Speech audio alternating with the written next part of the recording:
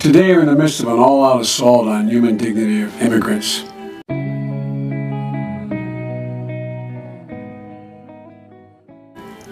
Yes, at the border, but also in the courtroom, in the classroom, and on the factory floor. This issue is personal to me, as it is to many of you, and it should be personal to all of us. You know, back in May 31st, 1844, my great-great-grandfather, Owen Finnegan, boarded what they used to call coffin ships. He was a shoemaker. He boarded a ship called the Brothers. And around the same time, another shoemaker named Joseph Kearney from Moneygall sailed aboard the Caroline Reed, arriving in America just 5 weeks before my great-great-grandfather. His great-great-grandson is Barack Obama.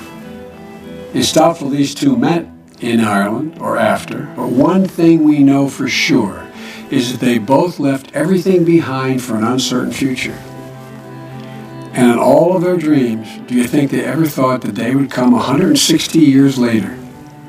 The two great-grandsons of shoemaker Smiland would be sworn in as President and Vice President of the United States of America.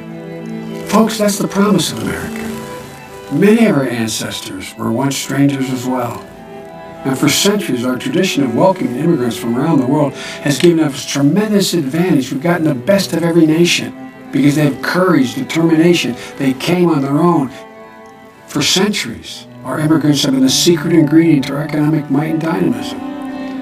From the father of modern-day physics to the co-founder of Google. But that tradition is under attack. When immigrants succeed, we all succeed. America succeeds. And we need to protect that promise and preserve that chance. That said, it's no secret that our immigration system is broken, and for years, there's been a heated debate waged about how to fix it. I know how hard this challenge is. As Vice President, I was charged with leading our response in 2014 when we saw a similar surge of unaccompanied minors at our border. We do need to control our border. Every country needs to control their border. But that does not require ripping infants and children from the arms of their parents. It doesn't mean putting them in cages. It makes a lie of who we are in front of the whole world. That's not what they think of us.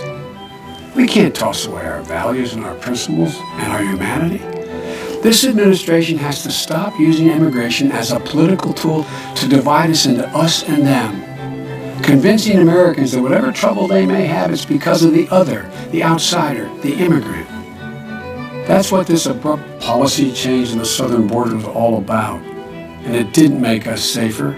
As a matter of fact, the heartbreaking chaos and pain for the whole world to see made us weaker in the eyes of the world.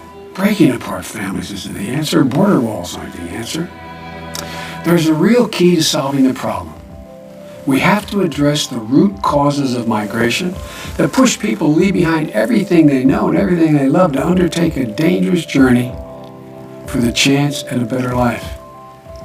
That's why I led an intensive effort during the Obama-Biden administration to engage directly with the governments where people were migrating from, the Northern Triangle, countries in Central America, to help undertake an ambitious series of reforms so those countries would clean up their police forces, increase tax collection so they could grow their economies, fight corruption, go after criminal groups responsible for smuggling drugs and people, and sending greater economic opportunity to all the people in Guatemala, El Salvador, and Honduras, so that people can imagine a better life for themselves in their own countries. This effort received overwhelming bipartisan support from the leaders in the Senate and the House, Democrats and Republicans, providing millions of dollars to these three countries to keep their commitment to do the specific things that make their communities safer, more prosperous, and fight corruption. So we have to continue this bipartisan policy. It's the best long-term answer. We need to invest more, not less, in the tools to get the job done. I'm so proud of the American people.